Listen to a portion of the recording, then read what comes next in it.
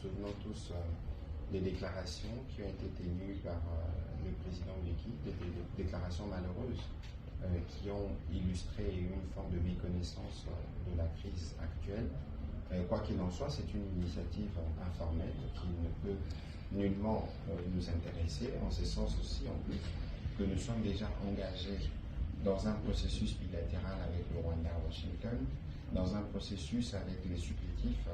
notamment dans ce qui s'est fait à Doha. Mais vous avez aussi vu que, à la suite de la rencontre que le président de la République avait initiée avec d'abord dans le cadre de consultation nationale, mais aussi les discussions qu'il avait eues avec les CCCNPO, les autres confessions religieuses, toutes les confessions religieuses se sont mises ensemble et ils ont proposé une feuille de route qui n'est plus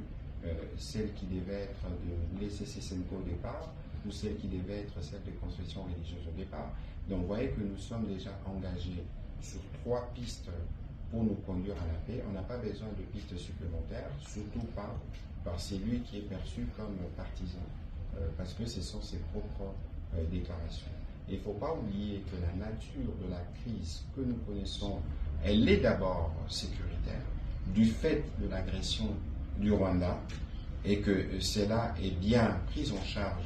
par les processus de Washington et de Doha. En interne, vous avez vu que dans le dernier gouvernement qui est sorti, il y a déjà eu un début d'ouverture à ceux qui étaient dans l'opposition ou dans la société civile, mais qu'il y a d'autres démarches qui sont en cours, et donc l'initiative de l'Afrique du Sud est pour nous inopportune.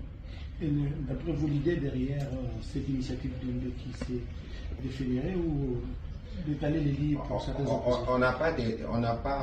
va pas verser dans des soupçons sur les calculs qui sont le sien, mais nous connaissons ces positions qu'il a clairement exprimées, je ne voudrais pas les rappeler ici, et cette attitude n'est pas de nature à contribuer pour le retour de la paix, parce que lorsque déjà on fait mal les diagnostics, ou on prend fait et cause pour ceux qui ont tué par milliers, pour penser pouvoir occuper Goma et continuer d'ailleurs jusqu'à aujourd'hui de faire une gouvernance par crime, vous voyez vous tous les jours les crimes que nous recensons, les Congolais qui sont massivement en train de quitter Goma parce qu'ils n'en peuvent plus d'être étouffés dans leur liberté fondamentale. Et nous pensons véritablement que quelles que soient ses intentions, ça ne nous intéresse pas. Et il n'y a aucune personnalité